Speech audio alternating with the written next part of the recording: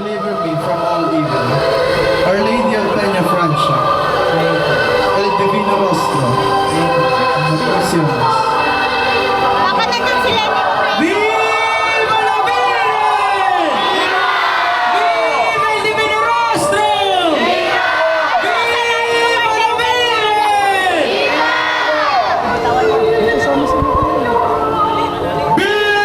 Virgen! Viva! Viva el Divino Rostro! Viva! Viva Inay Bicolon! Viva la Virgen!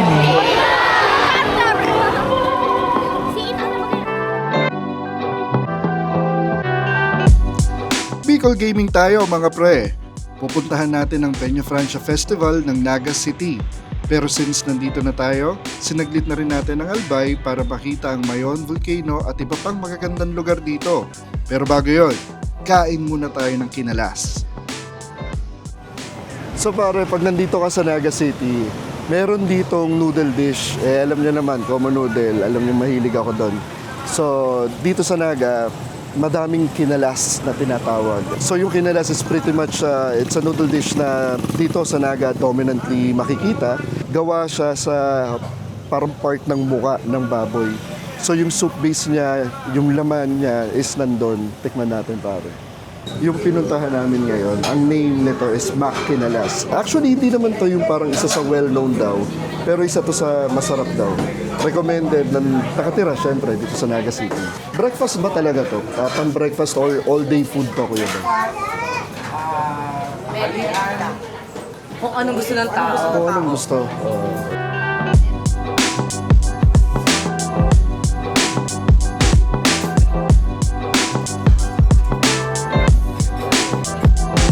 Pero pag kumain ka daw para ng ng kinalas pare, ang partner daw is ito, turon pare. Kailangan ilagay. Hindi ko alam kung bakit ka partner is turon. Pero pa sa umorder ka or dito sa Naga, pag nagkinalas ka, matik may kasamang turon. Hala, nakuha sa video. Ang contents nito is mainly laman galing sa muka ng baboy. Yung buto ng muka ng baboy, yun din yung parang soup base nila. Tapos, meron tong yung parang ganito. Ayan o.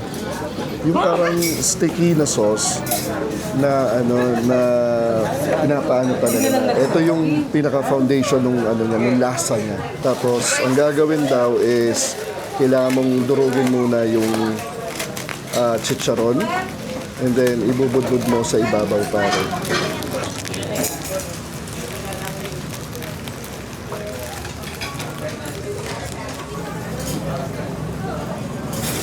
Optional yung kalamansi.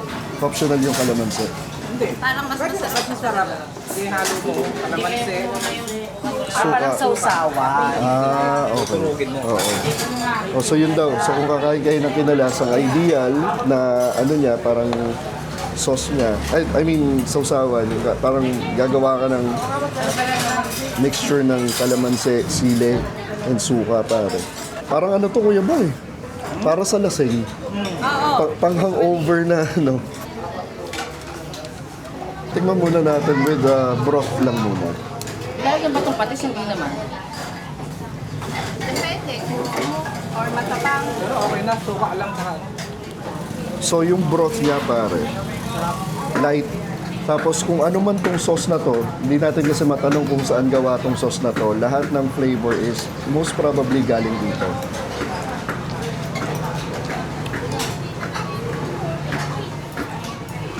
Sarap pare.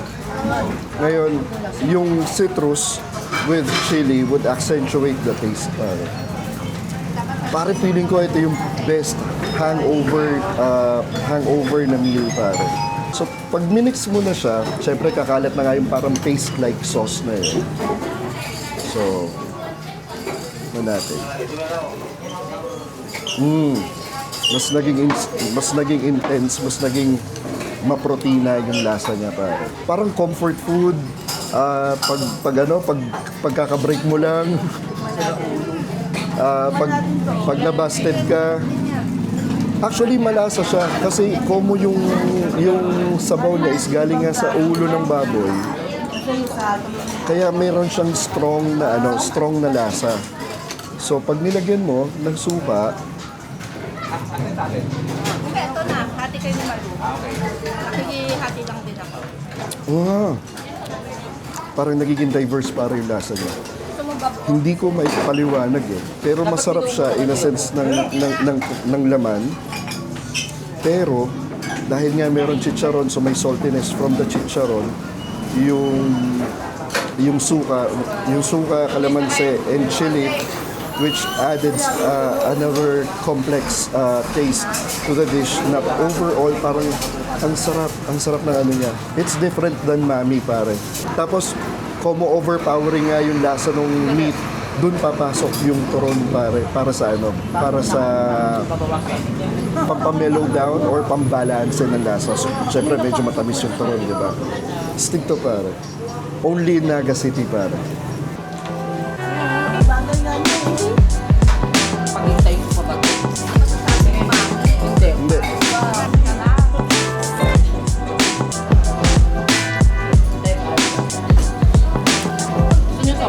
So yun pre, makinalas pare. Nasa loob kasi ng Naga City yan pare. Madami din daw kinalasan dito talaga.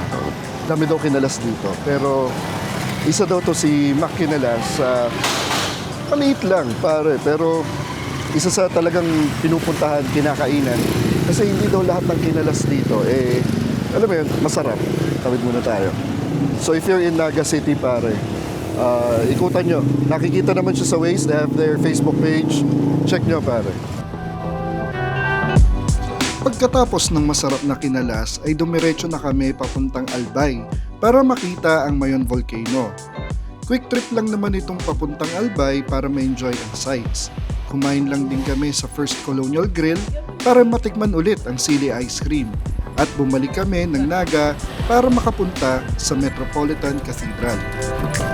So pare, dito sa Naga, yung sinakyan namin kanina, that's what you call padjak pare. Yun yung parang mode of transportation for short distances dito sa Naga City. Ang kulit, di ba? 10 pesos lang ang bayad pare. Ang galing pare. Kuya, anong name nitong church na to?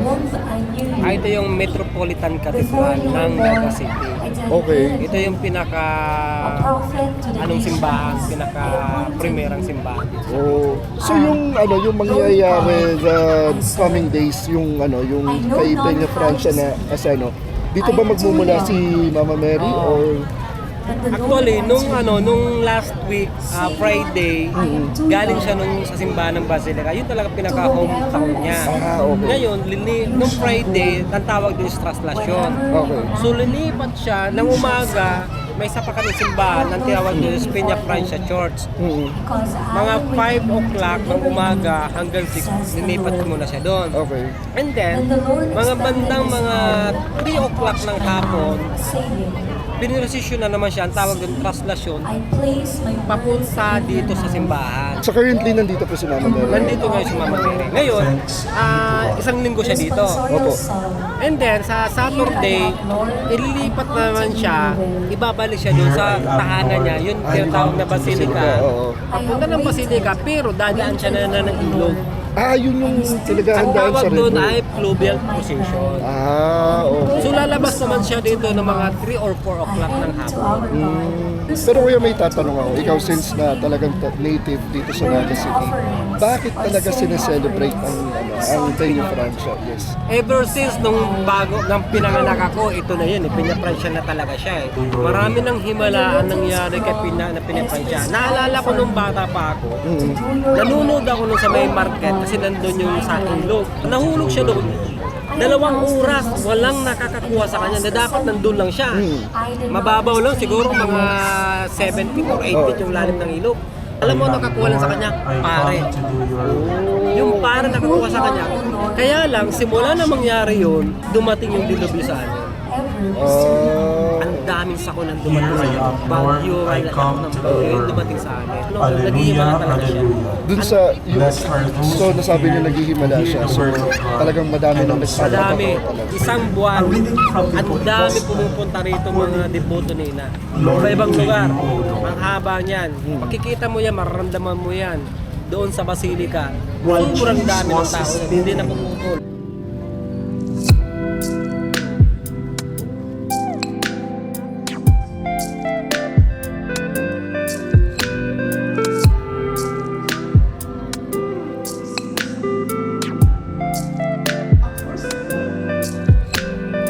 After ng misa, nagkaroon pa ng prosesyon sa loob ng simbahan kung saan inilibot ang Our Lady of Peña Francia.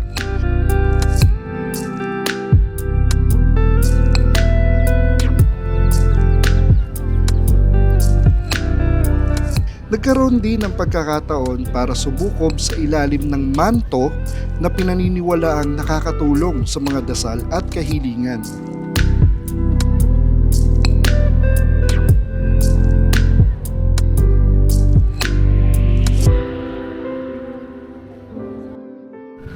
Good morning, pare. It's Saturday ngayon dito sa Naga City and this is the highlight ng fiesta ng Peña Francia dito. So, ngayon, babalik ang Birhen ng Peña Francia dun sa kanyang church, yung parang yung bahay niya kung tawagin. The plan is pupunta kami by the river to have a great view ni Ina na nagtatraverse dun sa ilog pabalik ng basilika niya. Sarap na ma-immerse para at least maintindihan mo yung faith ng mga tao na nagsiselebrate ng fiesta. So let's go! Pero dahil highlight nga ng fiesta, naimbitahan kami para kumain. Iba talaga ang hospitality sa probinsya, pare.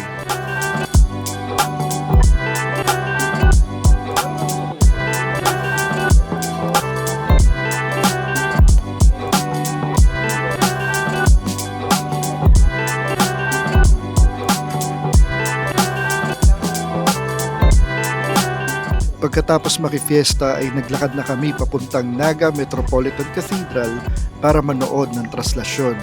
Mahirap na kasi mag-drive papunta sa simbahan dahil nagsasara na ng mga daanan para sa ruta ng prosesyon. Siyempre, bibili kami. Terno ng t-shirt namin.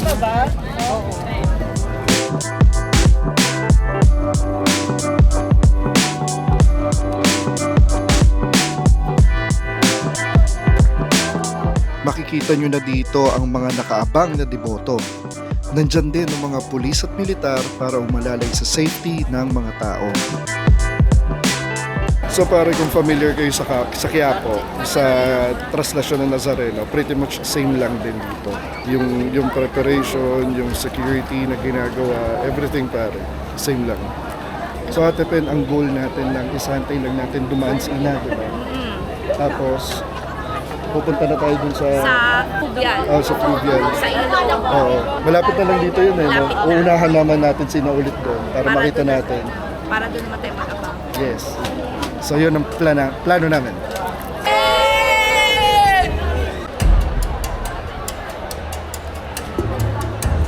At nagsimula na ang traslasyon. Una ang El Divino Rostro o yung Divine Face na katulad ng Shroud of Turin.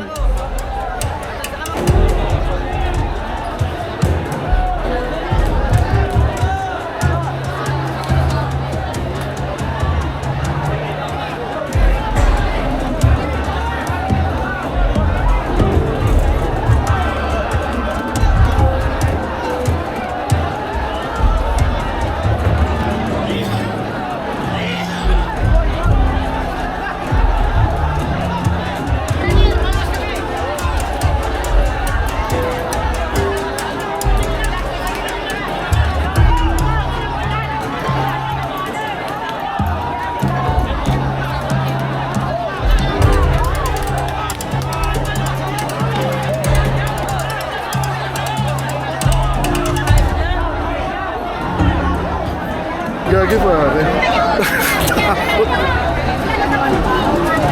Gagi pare, napiyot kami sa gilid. Yung dumaan lang. Ano pala yun, yung pa yung first. So pag yung si Ina, talagang mas madami daw pare. Oh, tek.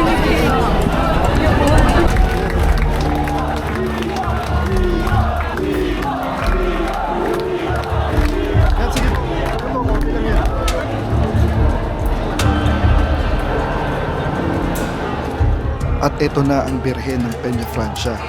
Pare, goosebumps talaga pagdaan niya. At mas maraming tao ang sumusubok na makalapit sa kanya.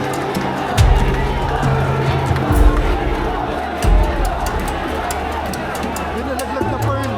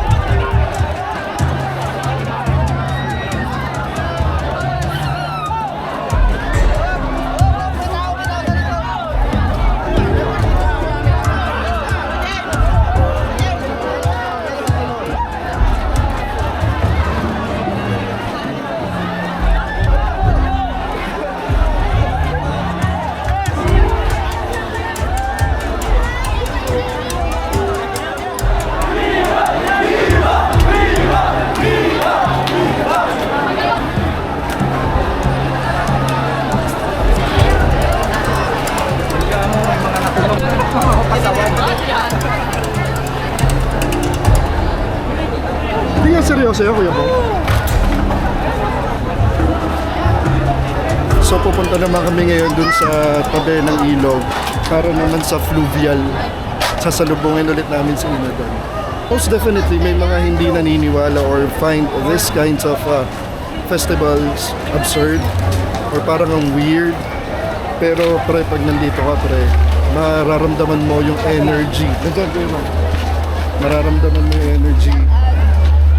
Kaya talagang, alam mo yun, pare, this is my first time here, pare.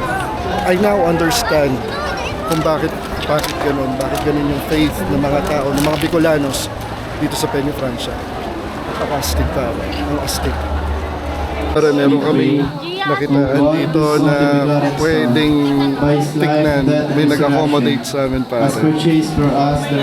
Para, ano, makita yung fluvial. Meditating upon these mysteries of the most holy rosary of the Kulit, Blessed pare. May kita may Virgin Mary, devotion ng mga we tao. may imitate what they contain and obtain what they promise. Through the same Christ our Lord and Our Lady of Peña Francia.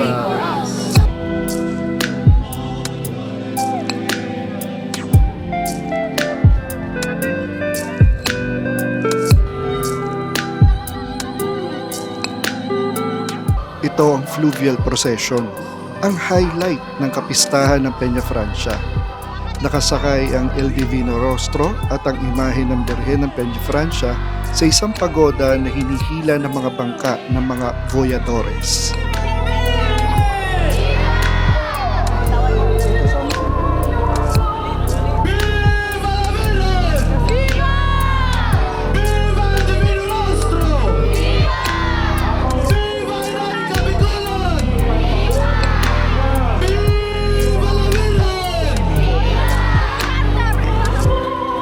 Si Ina na ba ganyan? Oo. Wala na. Viva la Virgen! Viva el Divino Rostro! Viva Enrique Bicolan! Viva la Virgen! Viva la Virgen! Viva el Divino Rostro!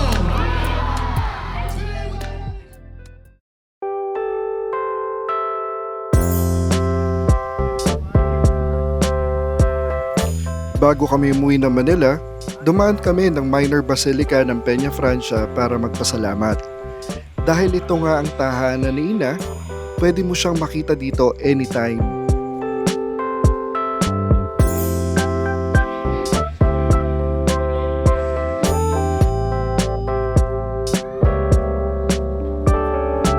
As we all know, faith kahit papano is subjective. Meron mga hindi naniniwala, meron mga swakto lang.